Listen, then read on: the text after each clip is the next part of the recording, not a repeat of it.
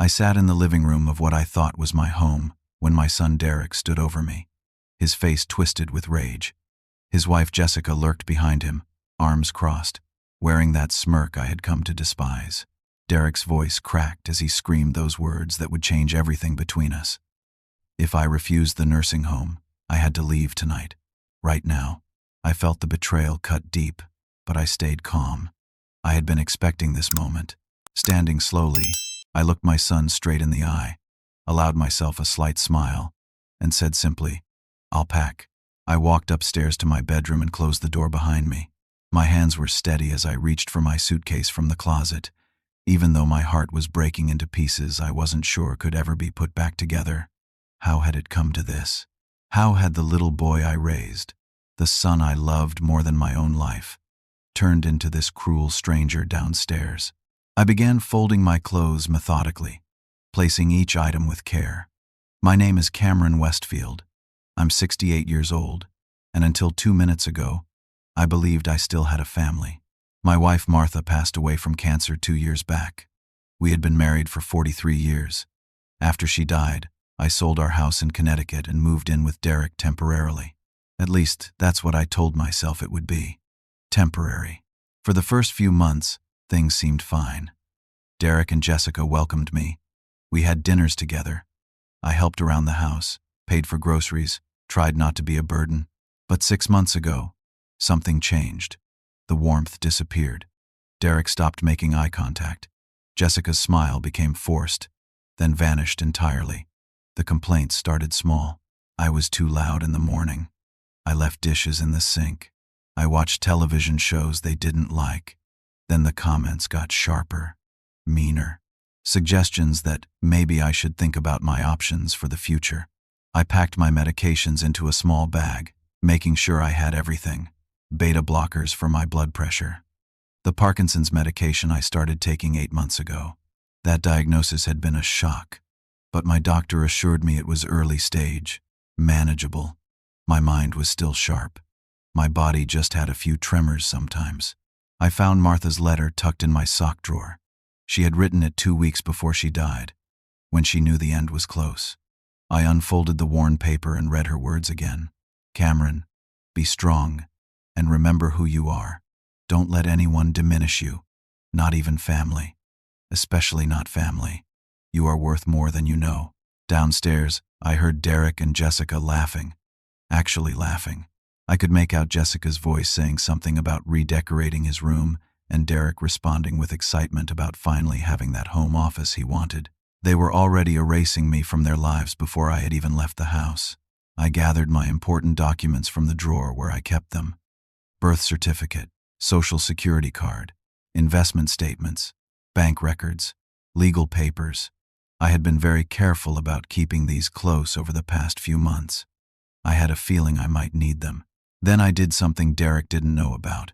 I pulled out my cell phone and made a call. The voice on the other end answered on the second ring. "It's time," I said quietly. "Send it now. Are you sure?" The voice asked. "I'm sure." "Thank you, Wallace. I'll be there in 45 minutes. I hung up and finished packing. 1 suitcase. That's all I needed to take from this house. Everything else I owned, everything that truly mattered, was already somewhere else. Somewhere safe. I took one last look around the bedroom. This had been my space for 18 months. Not long, in the grand scheme of things, but it had been mine. Now it would be Derek's home office, or maybe a guest room, or maybe they would just pile their junk in here and forget about me entirely. I carried my suitcase downstairs and placed it by the front door. Derek and Jessica were in the kitchen. I could hear them pouring wine, celebrating. I checked my watch. 48 minutes had passed since Derek's ultimatum. Derek came into the hallway, wine glass in hand, already slightly drunk. He looked at my suitcase and smirked. "So where exactly are you planning to go, old man? You don't have anyone. No friends. No other family who wants you." Jessica appeared beside him, her arms sliding around his waist. "You really should have just taken the nursing home option, Cameron. At least there you would have had a bed and 3 meals a day. Now what? You'll be on the streets by midnight." I said nothing. I just stood there, one hand resting on my suitcase, and waited. My watch showed 54 minutes now. Then, like clockwork, headlights swept across the front window. But these weren't ordinary headlights. These were the bright, unmistakable lights of something much larger than a regular car. Derek rushed to the window. What the? A black stretch limousine pulled up to the curb in front of the house. It was pristine, elegant, expensive, the kind of vehicle you saw in movies or at fancy weddings. The engine purred quietly as it idled. Jessica pressed her face against the glass. Is that for us? Did you call a limo for us? Don't be stupid, Derek muttered. I didn't call anything. The driver's door opened and a man stepped out. He was wearing a full chauffeur's uniform, complete with cap and white gloves. He walked to our front door with perfect posture and knocked 3 times, firmly but politely. Derek stumbled to open the door, confusion written all over his face. Yes? Can I help you? The chauffeur looked past Derek directly at me. Mr. Cameron Westfield? I picked up my suitcase. That's me. Your ride, sir. Mr. Harrison is waiting for you. I walked toward the door. Derek stepped in front of me, blocking my path. Harrison? Who the hell is Harrison? Dad, what's going on? What is this? I looked at my son. Really looked at him. Maybe for the last time, as my son. You wanted me gone, Derek. I'm gone. The chauffeur took my suitcase from my hand with a respectful nod. I followed him out into the cool evening air. The limo's rear door was already open. I could see someone sitting inside, waiting. Behind me, Derek called out, Dad, wait. We need to talk about this. But I didn't wait. I climbed into the limousine and settled into the leather seat. The chauffeur closed the door with a soft, expensive click. Through the window, I saw Derek and Jessica standing in the doorway, their faces frozen in shock and sudden uncertainty. The rear window was tinted, but I rolled it down just a few inches, just enough for Derek to catch a glimpse of the man sitting beside me. An older gentleman, maybe 73, wearing a suit that probably cost more than Derek's car. Distinguished silver hair, sharp eyes, the look of someone who had built empires. Derek's eyes went wide. I saw his lips form the word what, but no sound came out. Then the window rolled up, the limo pulled away from the curb, and I left my son standing in the doorway of a house he thought was his. Inside the limousine, I sank into the soft leather seat and finally allowed myself to breathe. The man beside me smiled warmly and extended his hand. It's good to see you, Cameron, Wallace Harrison said. 42 years is too long. I shook his hand and felt the grip of genuine friendship. Thank you for coming, Wallace. I hated to call in that favor. You saved my company, Wallace said, his voice firm. This is nothing. This is less than nothing. The limousine glided through the streets of the suburban neighborhood. I watched the houses pass by, each one lit up with the glow of families inside. Families that, hopefully, treated each other better than mine did. Wallace poured 2 glasses of scotch from the bar built into the side panel. He handed me one. So tell me everything. Your message was brief. I took a sip. The scotch was smooth, expensive, the kind Martha and I used to save for special occasions. Derek has been pushing me toward a nursing home for months. Tonight he gave me an ultimatum. Either I agree to go, or I leave his house immediately. His house? Wallace raised an eyebrow. That's what he thinks. I allowed myself a small smile. We'll get to that. Wallace settled back in his seat. You know, when you called, I wasn't entirely surprised. I've been worried about you since Martha passed. You never were good at asking for help. I didn't need help, I said. I needed time. Time to watch. Time to understand what was really happening. And what was happening. I stared into my scotch. My son was waiting for me to die. Wallace said nothing, just listened. It started subtle, I continued. Comments about how I should simplify my life. Questions about my will. Suggestions that maybe I should sign some papers to make things easier later. Jessica pushed it more than Derek, but he went along with everything. I realized they weren't concerned about my welfare. They were concerned about their inheritance. Did they know? Wallace asked. About your actual net worth. I shook my head. Martha and I agreed when Derek was young that we would never tell him about the money. We wanted him to work hard, build his own life, not depend on us. We lived modestly, nice house, but nothing extravagant. Regular cars. Normal clothes. Derek grew up thinking I was just a consultant who did okay for himself. Wallace chuckled. If he only knew. Let me tell you about Wallace Harrison. We met in 1983. I was 26 years old, fresh out of business school, working for a consulting firm in Manhattan. Wallace was 31 and drowning. His father had left him a manufacturing company that was bleeding money, losing contracts, on the verge of bankruptcy. Everyone told Wallace to close it down, sell the equipment, cut his losses, but I saw something different. I saw a company with good bones and bad management. I spent 6 months analyzing every aspect of that business. Then I went to Wallace with a proposal. I would restructure his entire company, work 80-hour weeks, bring in new contracts, rebuild his reputation. In exchange, I didn't want a consulting fee. I wanted equity. Wallace thought I was crazy, but he was desperate. He agreed. Over the next 3 years, I transformed that company. New systems, new clients, new culture. By 1986, Wallace was profitable. By 1990, he was thriving. By 2000, he was worth $50 million. I had sold my shares gradually over those years, investing wisely in stocks, real estate, other ventures. By the time I was 40, I had made my fortune. Nothing on the level of Wallace, but enough, more than enough. Martha and I could have lived in mansions. Instead, we chose a comfortable house in Connecticut and a simple life. Does Derek know any of this? Wallace asked. No. After Martha died, I transferred most of my assets into a private trust. Only my lawyer knows the full details. Derek thinks I'm living on Social Security and a small pension. Why didn't you tell him the truth? I finished my scotch. Because I wanted to see who he really was. If he thought I was wealthy, he would treat me well. But if he thought I was just a burden, a poor old man with nothing to offer, I trailed off. You wanted to test him, Wallace said quietly. I suppose I did. And he failed spectacularly. Wallace refilled my glass. Where to now? I have the penthouse suite ready at the Madison Hotel. You can stay as long as you need. Actually, I said, I was thinking somewhere more permanent. Wallace pulled out his phone and made a quick call. He spoke quietly, words I couldn't quite hear. When he hung up, he smiled. Your apartment is ready. I had the management company prepare it this morning. My phone buzzed. An email from my lawyer, Timothy Brennan.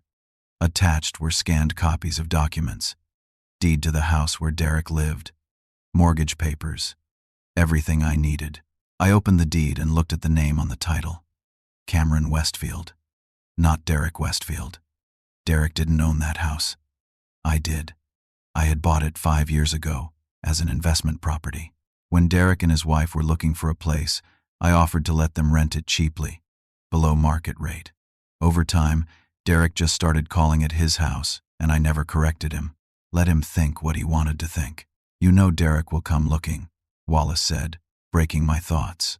Once he realizes what you really are, what you really have, he'll try to reconcile. Let him come, I said. He'll find out soon enough. At that exact moment, I pictured Derek at home, doing exactly what Wallace predicted, searching online, finding old articles, business journals from the 80s and 90s with headlines like, Financial Genius Cameron Westfield saves Harrison Manufacturing and Turnaround Specialist makes millions in equity deal.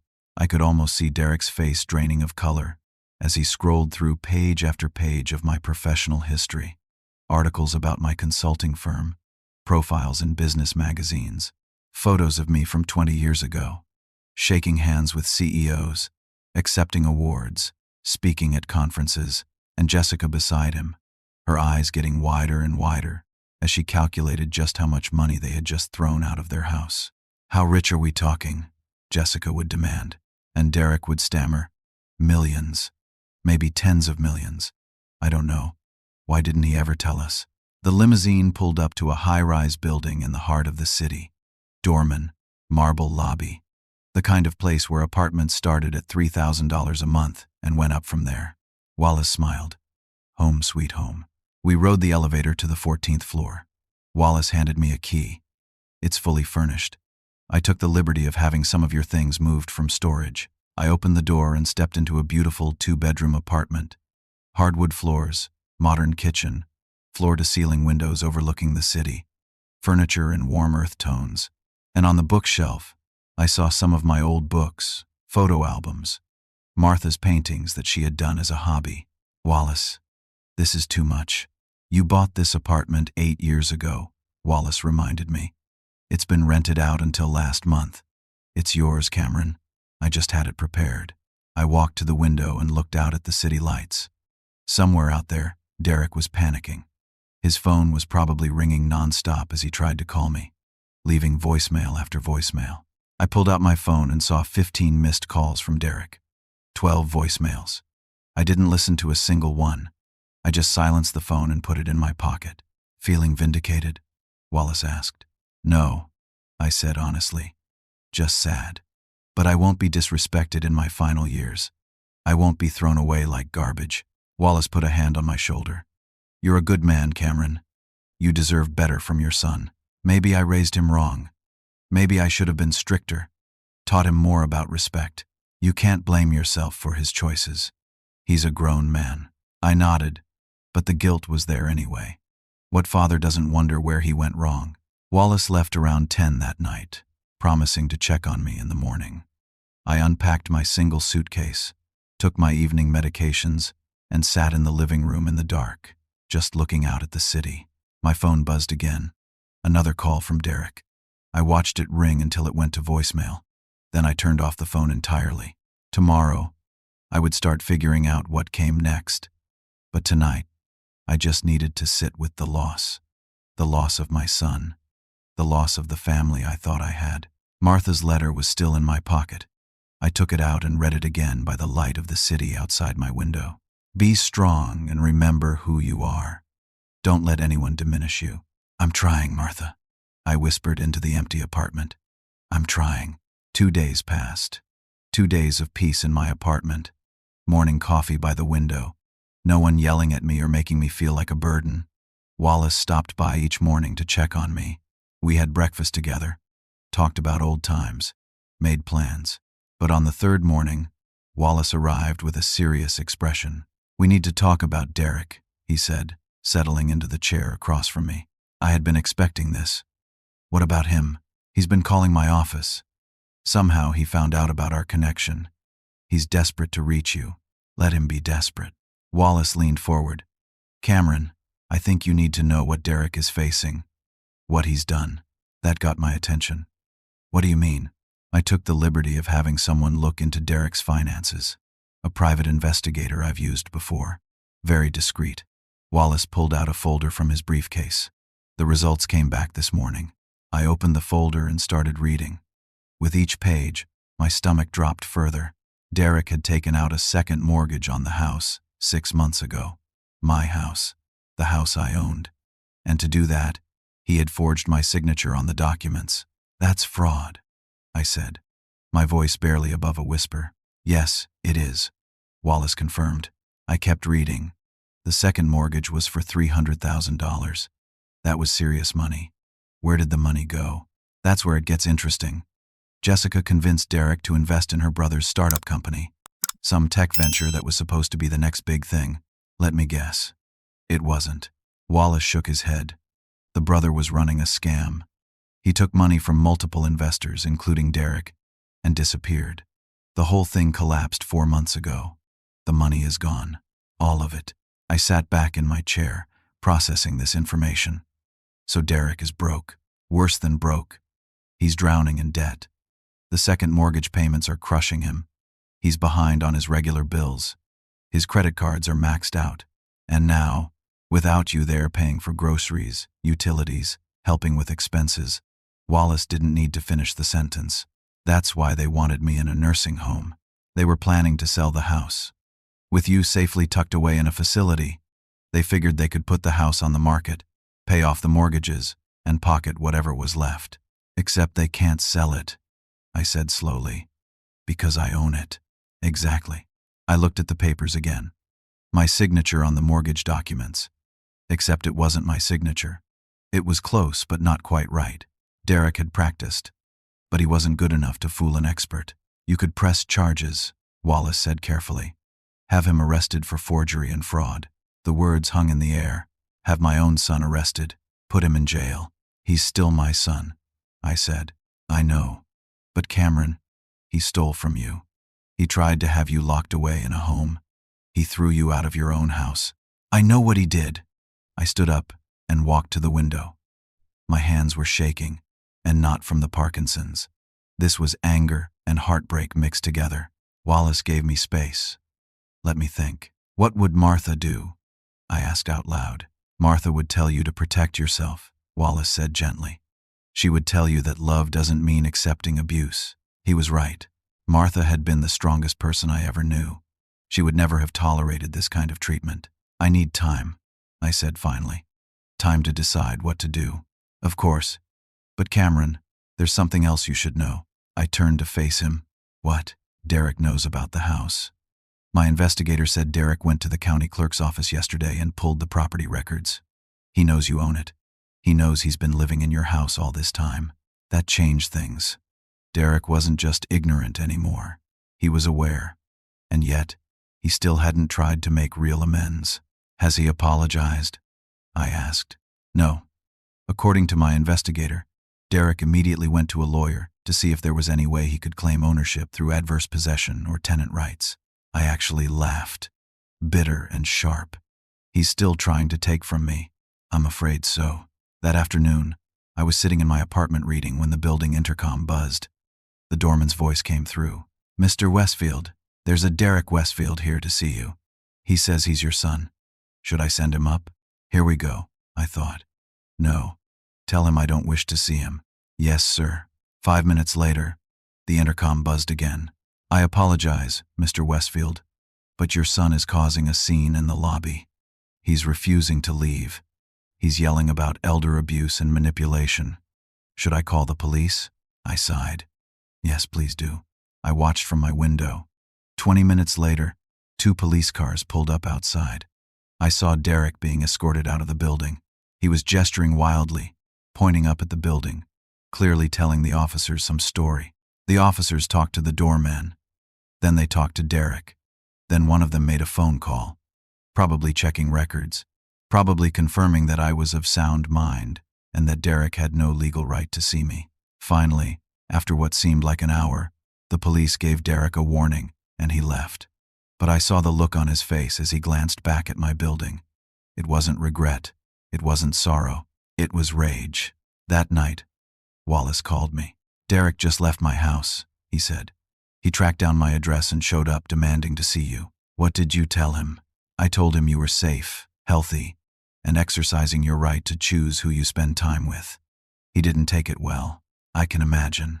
Cameron, he's not going to stop. Jessica is pushing him hard. I heard them arguing before they left. She's furious about the house, about the money.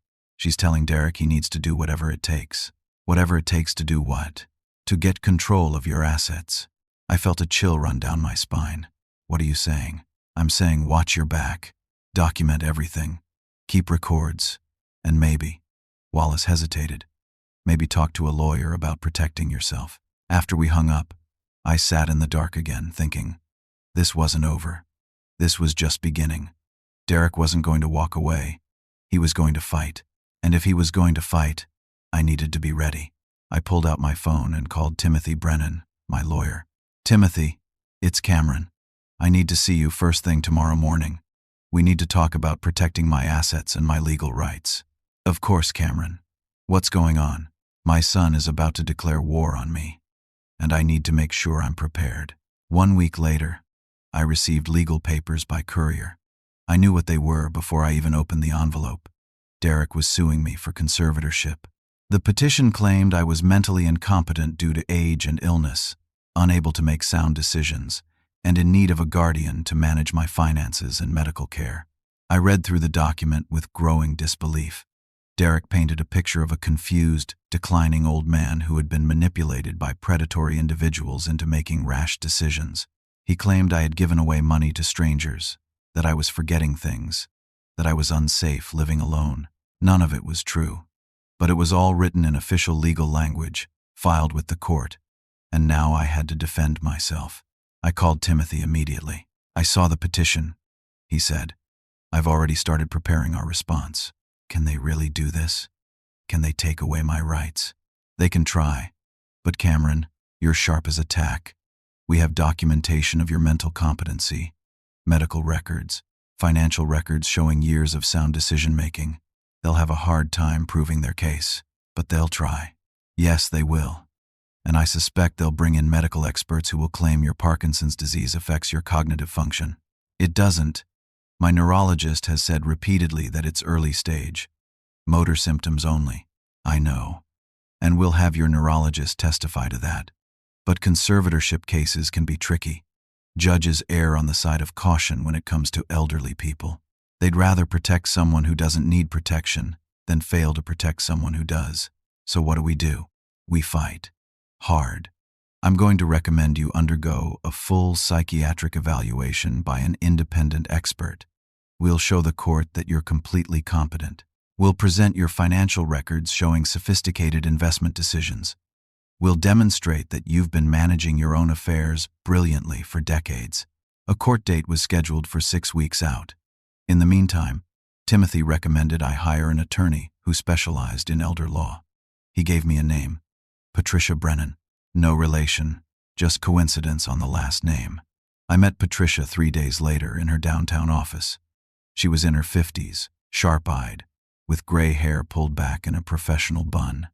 Her office was filled with law books and case files. I've reviewed your situation, Patricia said, getting straight to business. Derek's petition is aggressive but not uncommon. I've seen this pattern before. Adult children who feel entitled to a parent's assets, who convince themselves they're acting in the parent's best interest. But they're not, I said. No, they're not. They're acting in their own best interest. The question is, can we prove that to a judge? Over the next few weeks, I underwent a battery of tests. Cognitive assessments, memory tests, psychological evaluations. Every single one came back the same. I was mentally sharp, completely competent, with no signs of cognitive decline. My neurologist, Dr. Susan Wright, provided a detailed letter explaining that my Parkinson's disease was early stage, that it affected my motor control but not my mental faculties, and that I was expected to maintain full cognitive function for many years.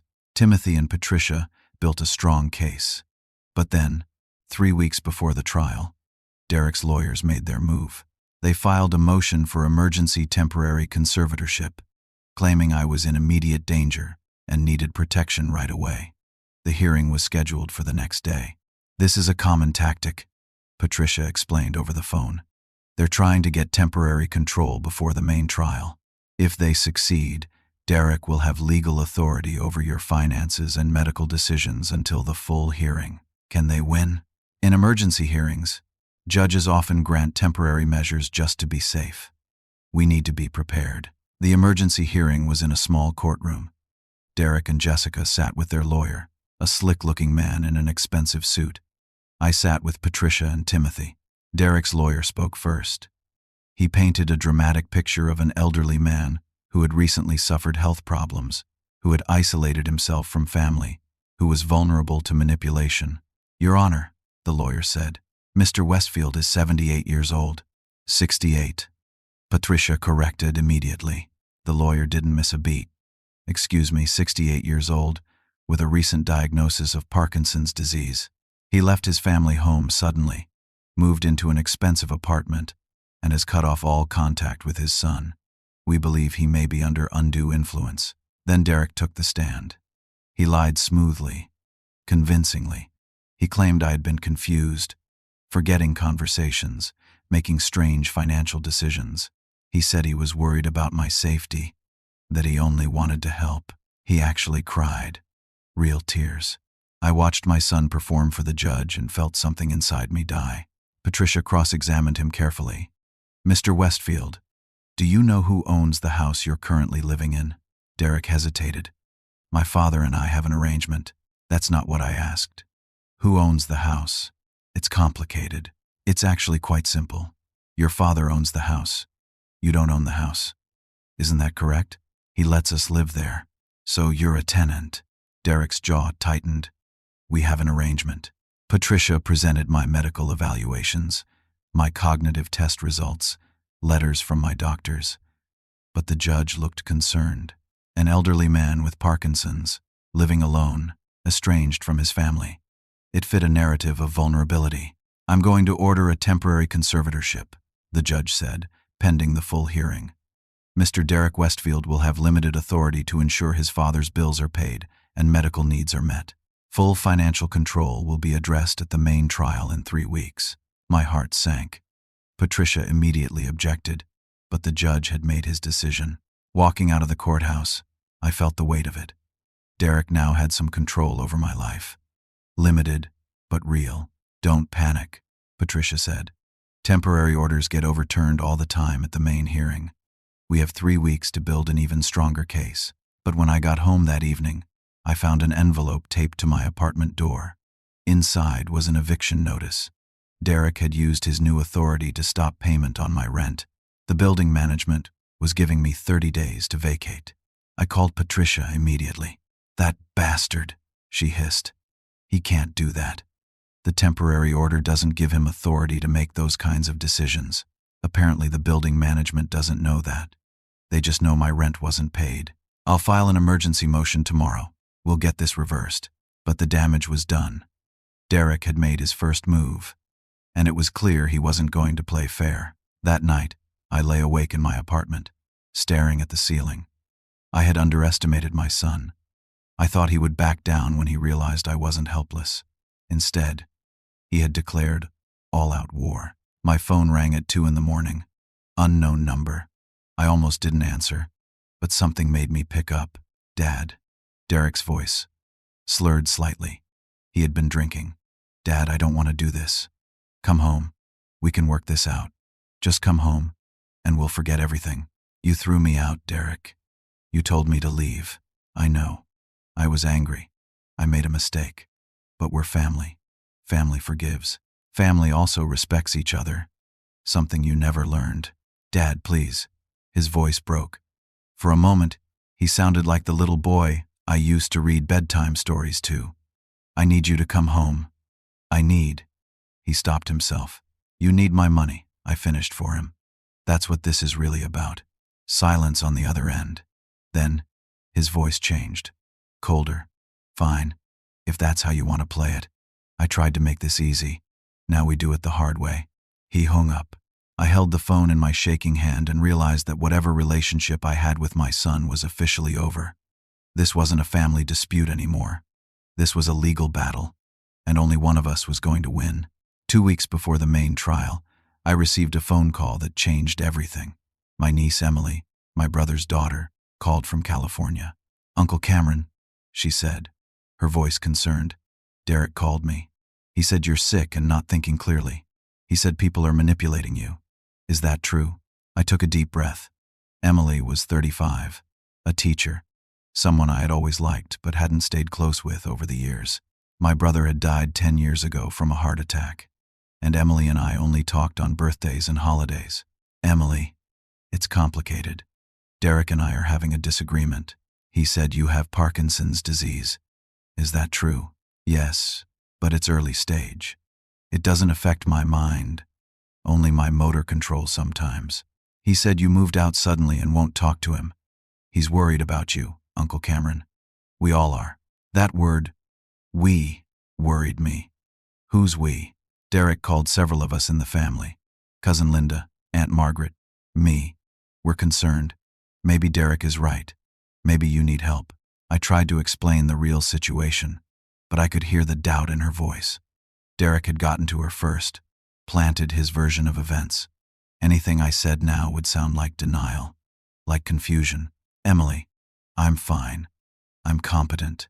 I'm making my own decisions. Then why won't you see Derek? Why won't you at least talk to him?"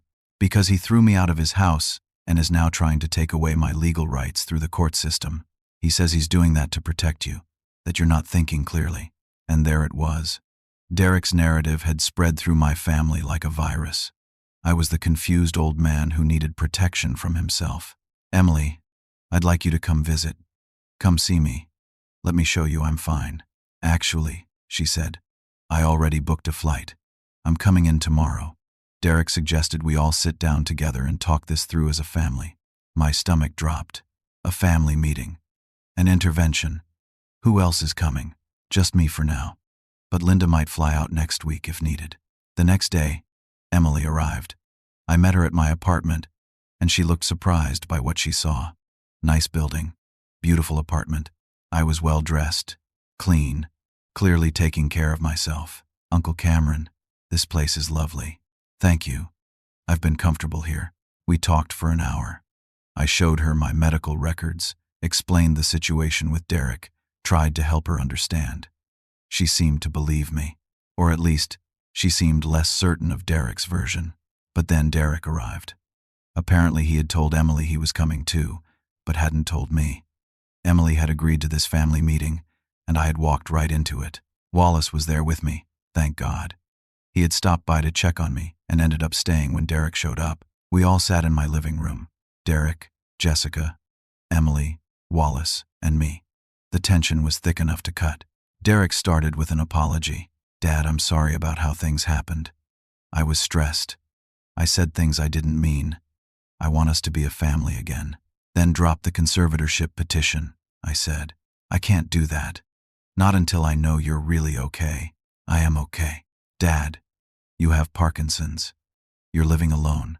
What if you fall? What if something happens? I'm 68, not 98. And the Parkinson's is manageable. Jessica jumped in. Cameron, we love you. We just want what's best for you. Why can't you see that? What's best for me is making my own decisions. Emily, trying to mediate, said gently. Uncle Cameron, maybe a compromise? What if you moved back in with Derek, but maintained your own finances? That way you'd have family around but still have your independence. I looked at Emily, this well-meaning young woman who had no idea what she was suggesting. Emily, Derek doesn't want me back because he cares about my well-being. He wants me back because he's broke and drowning in debt from bad decisions. Derek's face flushed red. That's not true. I'm not broke. You took out a second mortgage on my house by forging my signature. You invested $300,000 in your brother-in-law's scam. You're behind on bills. You need my money to survive. The room went silent. Emily looked at Derek. Derek, is that true? It's not like that, Derek stammered. I made some investments that didn't work out, but I'm managing. Dad is exaggerating. I have documentation, I said. Bank records. The forged mortgage papers. All of it. Emily's face changed. She was starting to see the truth. But then Derek played his final card. Emily, you can't trust what he's saying. The Parkinson's affects judgment. He's paranoid. He thinks everyone is out to get him. And just like that, doubt crept back into Emily's eyes. Wallace tried to defend me. Cameron is completely competent. I've known him for 40 years. His mind is as sharp as ever.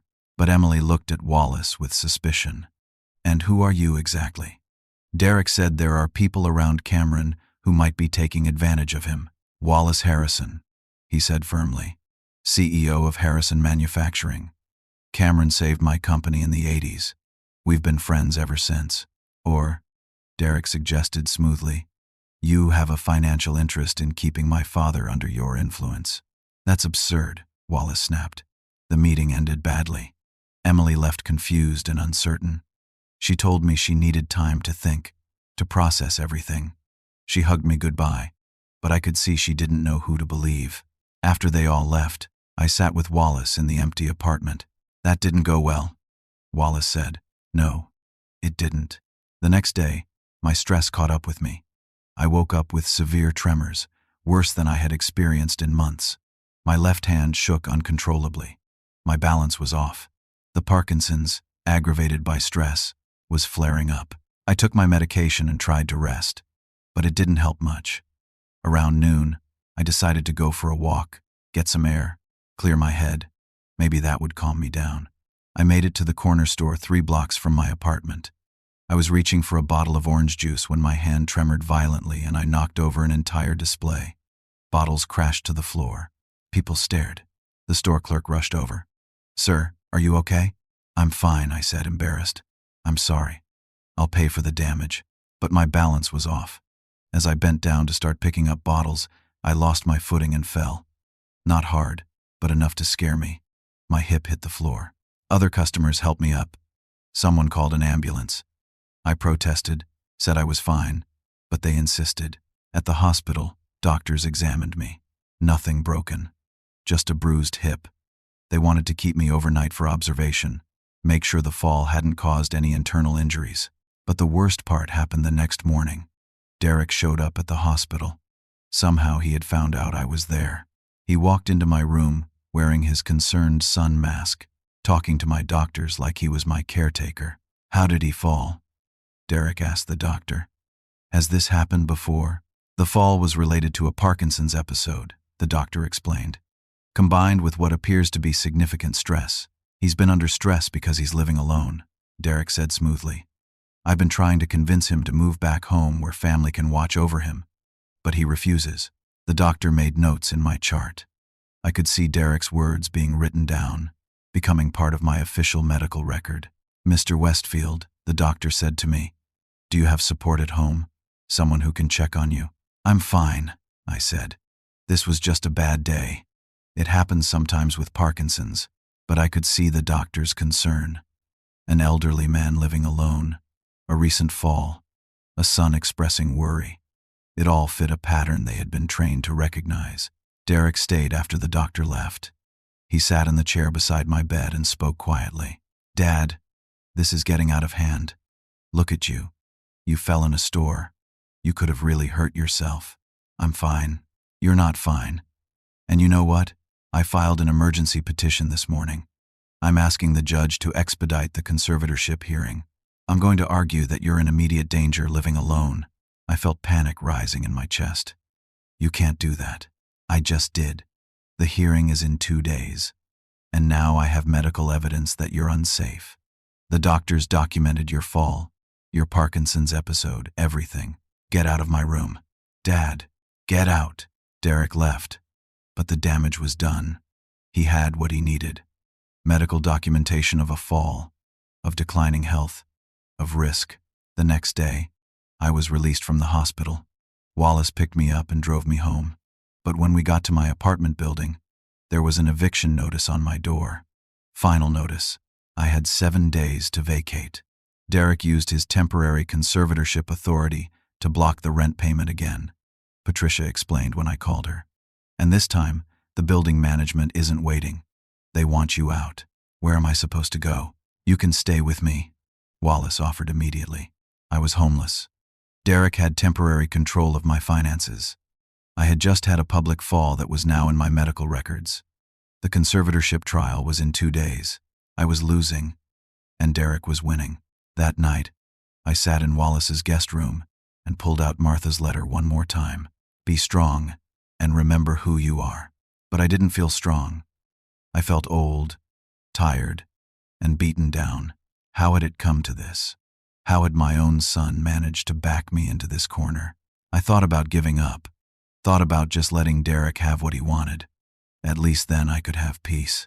At least then I could see my grandchildren again. Derek had mentioned them yesterday at the hospital. "The kids miss you, Dad. They ask about Grandpa all the time. But how can I let them see you when you're so unstable?" 2 kids, a boy and a girl, ages 8 and 11. I had seen photos on Derek's phone once, but I had never met them. Derek and Jessica had been keeping them from me for months, and I hadn't even known they were using them as leverage. "Drop the fight, Dad," Derek had said. "Come home. Let me take care of things. Then you can see your grandchildren again. Otherwise," he hadn't finished the sentence, but the threat was clear.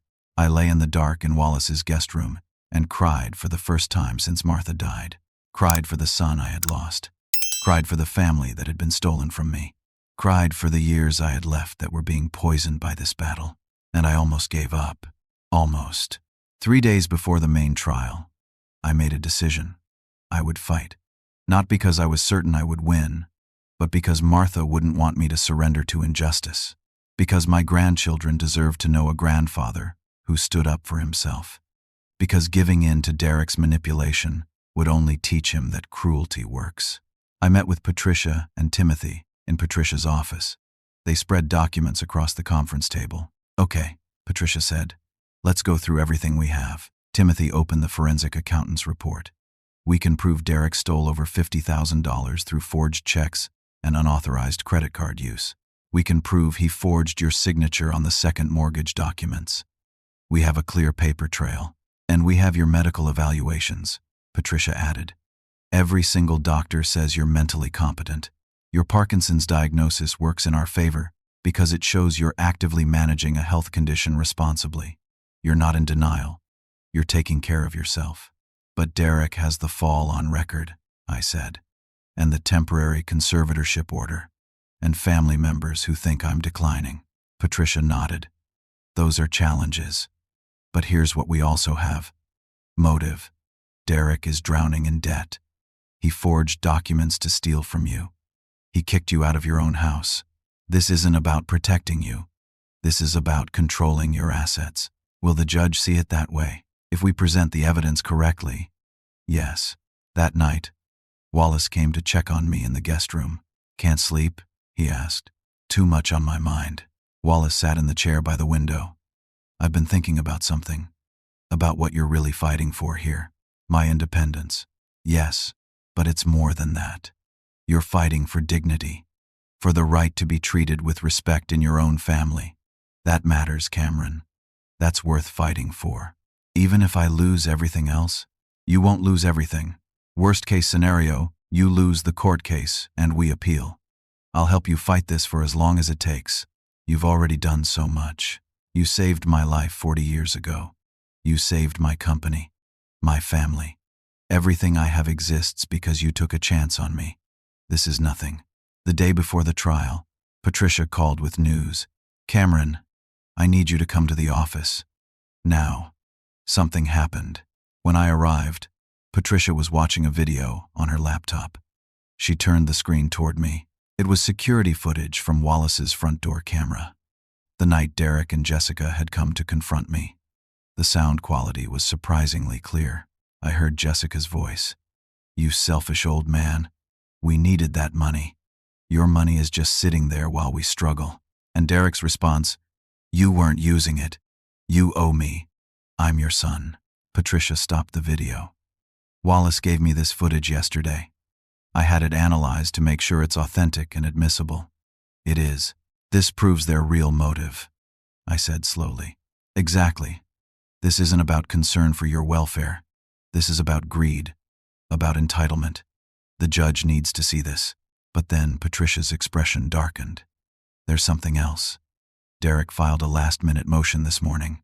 He's bringing in 2 witnesses, Emily, your niece, who will testify about your alleged confusion, and a doctor Derek hired, some expert in geriatric psychiatry, who will claim that your Parkinson's diagnosis indicates probable cognitive decline. But my doctors say the opposite. I know. It's going to come down to whose experts the judge believes. That evening, Derek called me. I almost didn't answer, but I picked up on the 4th ring. Dad, we need to talk. Before court tomorrow. I don't think that's a good idea. Please, just listen. I'll drop everything. The conservatorship, the lawsuit, all of it. I'll walk away, just come home. Let's be a family again. I was quiet for a long moment. And what about the money you stole? The forged mortgage? We can work that out. I'll pay you back over time. And what about my grandchildren? When can I see them? Silence on the other end. Then, Derek's voice changed. Cold. Calculating. That depends on you, Dad. If you fight me in court tomorrow, if you try to use that video, if you try to ruin my reputation, then you'll never see those kids again. I'll make sure of it. But if you drop everything, come home, let me manage things, then you can see them whenever you want. There it was. The final threat. The last weapon in his arsenal. You're blackmailing me with my own grandchildren. I'm giving you a choice. Your pride or your family. I thought about those kids. 8 and 11 years old. They didn't ask to be born into this mess. They didn't deserve to lose their grandfather because their father was cruel. Let me think about it, I said. You have until 9 tomorrow morning. That's when court starts. Show up and fight me, and you lose them forever. Don't show up, drop the case, and we can all move forward." He hung up. I sat in Wallace's guest room, holding my phone, feeling the weight of the impossible choice.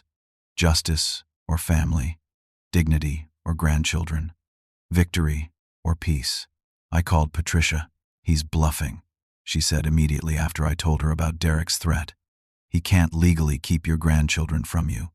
We can file for grandparents' visitation rights, but he can make it difficult. He can poison them against me. He can move away. There are ways. Cameron, if you give in to this, you're teaching those children that bullying works, that manipulation wins. Is that the lesson you want them to learn?" She was right. Of course she was right, but my heart still ached at the thought of never seeing them, never teaching them to fish, or telling them stories, or being their grandpa. I looked at Martha's photo on the nightstand in the guest room. What would she say? I already knew. She would tell me to fight. She would tell me that real love means standing up for what's right, even when it hurts. I made my decision. "Patricia, I'll see you in court tomorrow morning. We're going to fight this thing." "Good. Get some rest. Tomorrow is going to be a long day." But I didn't rest. I lay awake all night, playing through scenarios, imagining outcomes, praying to Martha for strength. At 5 in the morning, I got up and got dressed, put on my best suit, the one Martha had bought me for our 40th wedding anniversary. She said it made me look distinguished. "Here we go, Martha," I whispered to her photo. "Wish me luck." The courtroom was smaller than I expected. Wood paneling, fluorescent lights, a judge's bench that seemed to loom over everything. I sat with Patricia and Timothy at one table.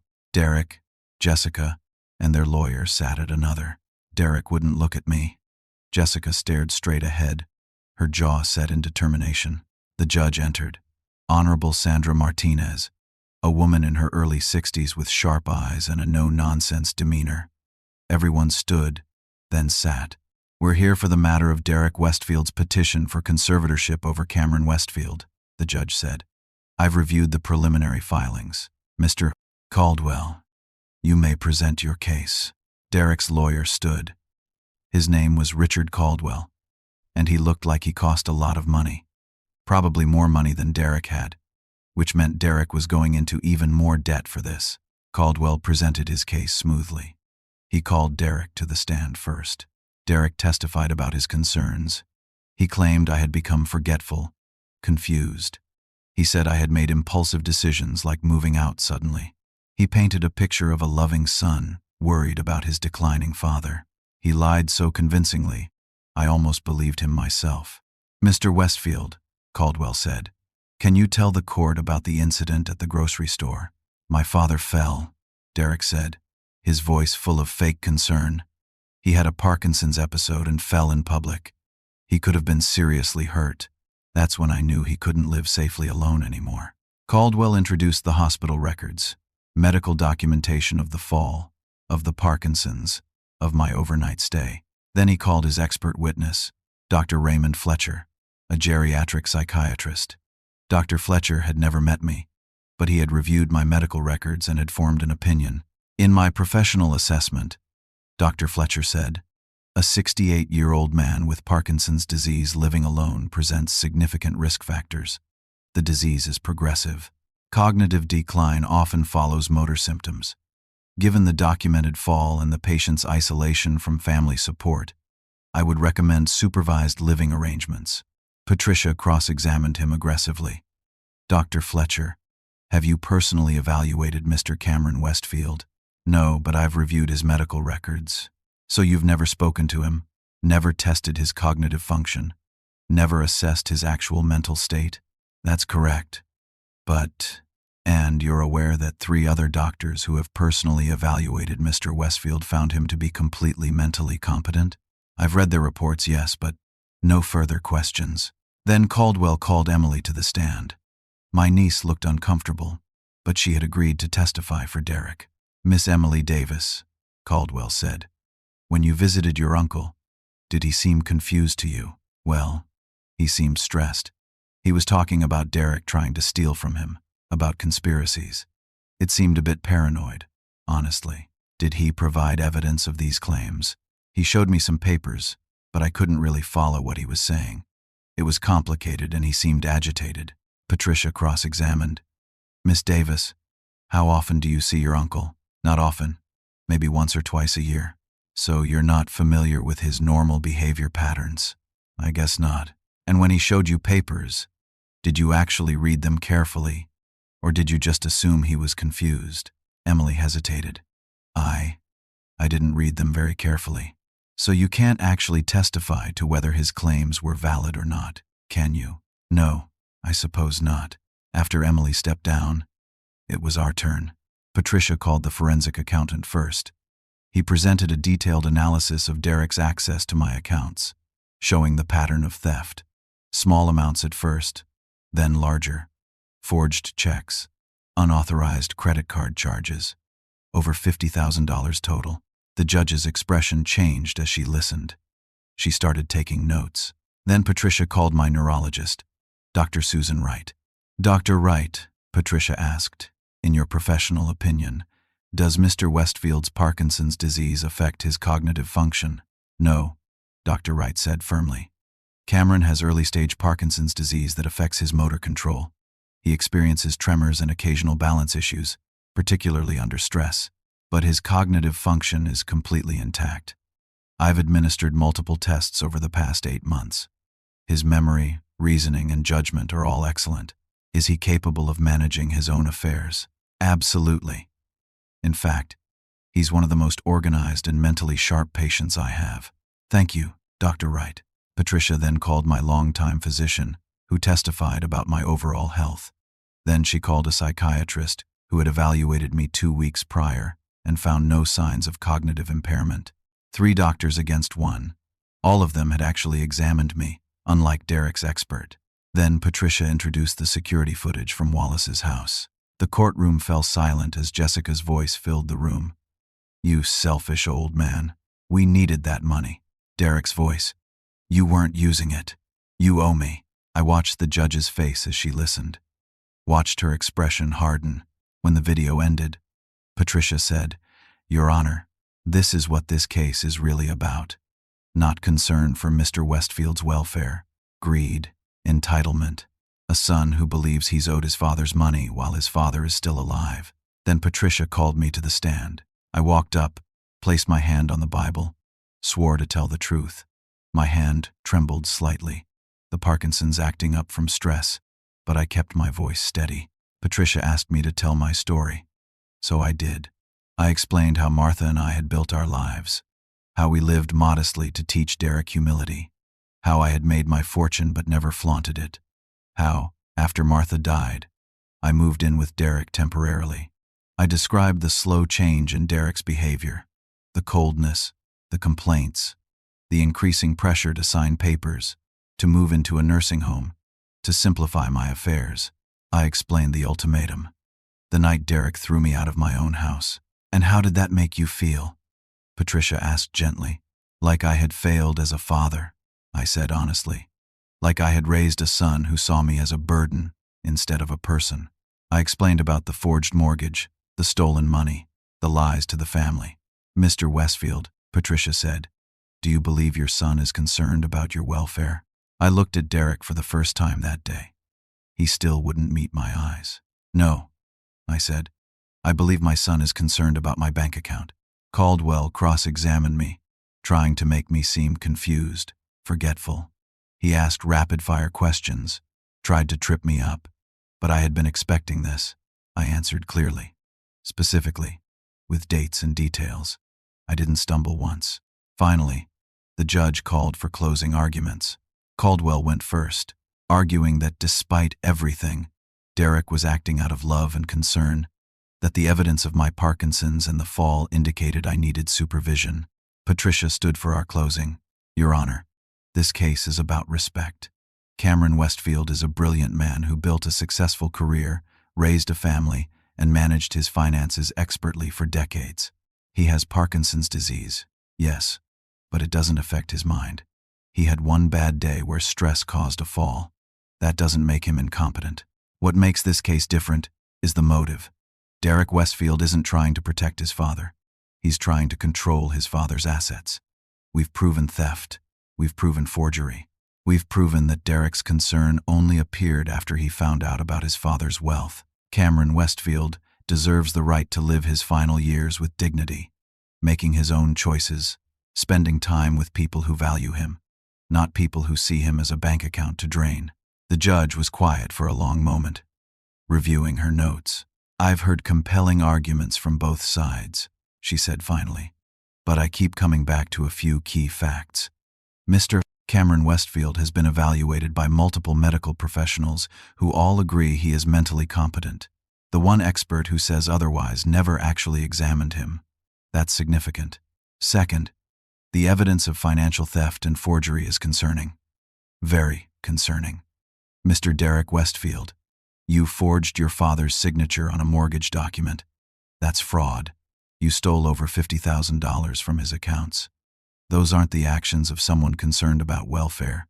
Those are the actions of someone concerned about money. Third, that security camera footage speaks volumes about the real motivation here. Therefore, I'm denying the petition for conservatorship. Mr. Cameron Westfield retains full control over his person and his assets. The temporary conservatorship order is dissolved effective immediately." I felt the weight lift from my shoulders. Patricia squeezed my hand, but the judge wasn't finished. "Furthermore, I'm ordering Mr. Derek Westfield to repay the $50,000 he stole from his father within 90 days. I'm also referring this matter to the district attorney's office for possible criminal prosecution for forgery and fraud." Derek's face went white. Jessica looked like she might be sick. "Mr. Cameron Westfield," the judge said, looking at me, "I want you to know that you have the right to file for grandparents' visitation if you wish to see your grandchildren. Your son cannot legally prevent that." "Thank you, Your Honor," I managed to say. Court was adjourned. Outside the courthouse, Derek tried to approach me, but Wallace stepped between us. "You heard the judge," Wallace said. "Leave him alone." Derek looked at me over Wallace's shoulder. "Dad, I'm sorry. I never meant for it to go this far." "Yes, you did," I said quietly. "You knew exactly what you were doing. You just thought you would win. What about the kids? What about my kids? I'll be filing for visitation rights like the judge said. You can't keep them from me anymore. But Derek, understand this. You're my son, and I love you. But love doesn't mean accepting abuse. It doesn't mean letting you walk all over me. If you want a relationship with me in the future, you're going to have to earn it. You're going to have to show me real change, real remorse, real effort. I can do that. We'll see." Jessica pulled at Derek's arm. "Let's just go. We need to figure out how to pay the money back." They walked away, and I watched them go. I felt sad, but I also felt free. 2 months later, things had settled into a new normal.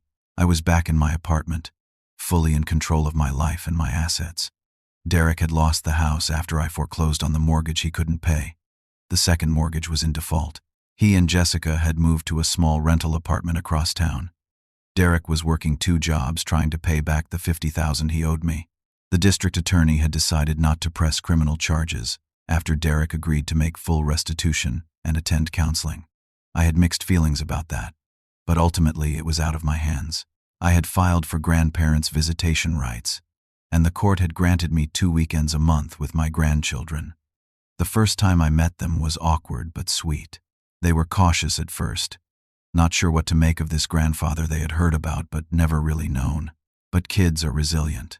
By the end of that first weekend, my grandson was showing me his baseball card collection, and my granddaughter was teaching me about her favorite books. We were building something real. Emily had apologized to me, embarrassed that she had doubted me. I forgave her. She was a good person who got caught in the middle of something ugly.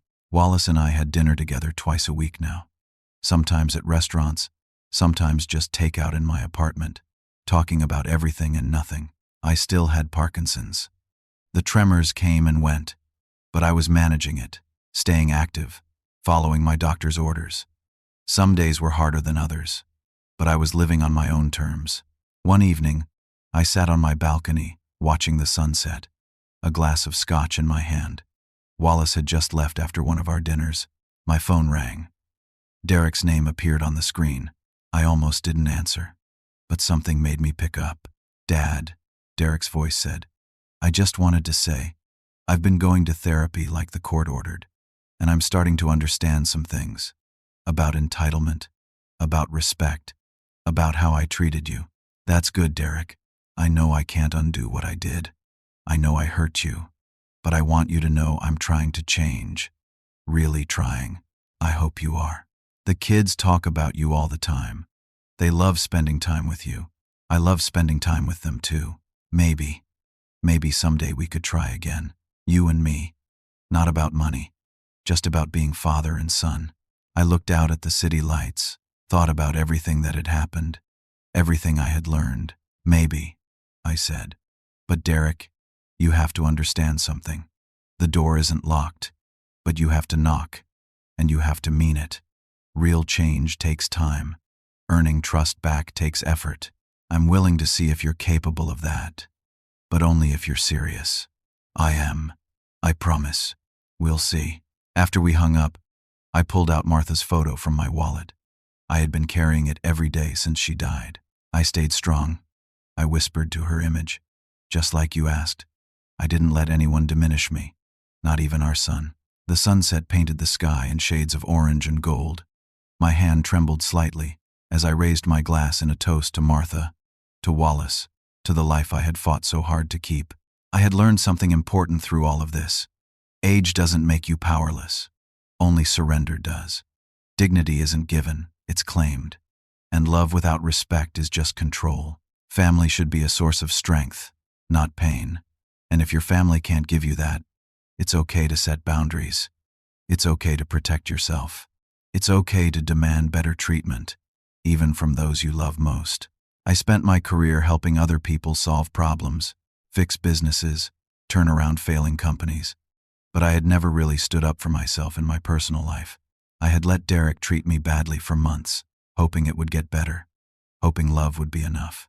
Martha once told me, Cameron, never let anyone diminish you, not even family. I finally understood what she meant. Real love includes respect. Real family means treating each other with dignity. And if that's not happening, walking away isn't cruel. It's survival. Derek may still come around someday. The therapy might work. He might genuinely change. And if he does, if he puts in the real effort to rebuild our relationship based on mutual respect instead of his entitlement, then maybe we can have something again. The door isn't locked, but he has to knock, and he has to mean it. As for me, I'm spending my remaining years surrounded by people who value me. Wallace, my true friend who showed up when I needed him most. My grandchildren, who are learning what it means to have a grandfather who respects himself and teaches them to do the same. My doctors, my lawyer, Patricia, all the people who helped me fight for my dignity. I'm living with purpose. I'm managing my Parkinson's. I'm making my own decisions. I'm teaching my grandchildren that wealth means nothing without character, and family means nothing without respect. And every day, I look at Martha's photo and tell her I'm still standing strong. That's all any of us can do. Stand strong. Fight for our dignity. Refuse to be diminished. Age is just a number. Respect is everything. Now I want to ask you something. Have you ever had to stand up to someone you love because they were treating you poorly? Maybe it was family, maybe a close friend. How did you handle it? Did you set boundaries, or did you let it continue? I'd love to hear your story in the comments below. If this story resonated with you, if it reminded you that it's never too late to stand up for yourself, please hit that like button. It helps more people find these stories and maybe, just maybe, give someone else the courage to claim their own dignity. And if you want to hear more stories about real people facing real challenges and finding the strength to overcome them, make sure to subscribe to the channel and turn on notifications. Every story I share is meant to inspire, to comfort, or to remind you that you're not alone in your struggles. Finally, if you know someone who needs to hear this message, someone who's being taken advantage of by family or feeling powerless in their own life, please share this video with them.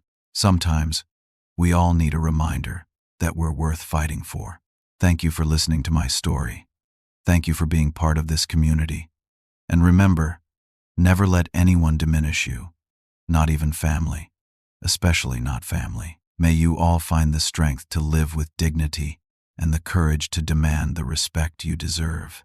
Take care of yourselves and each other.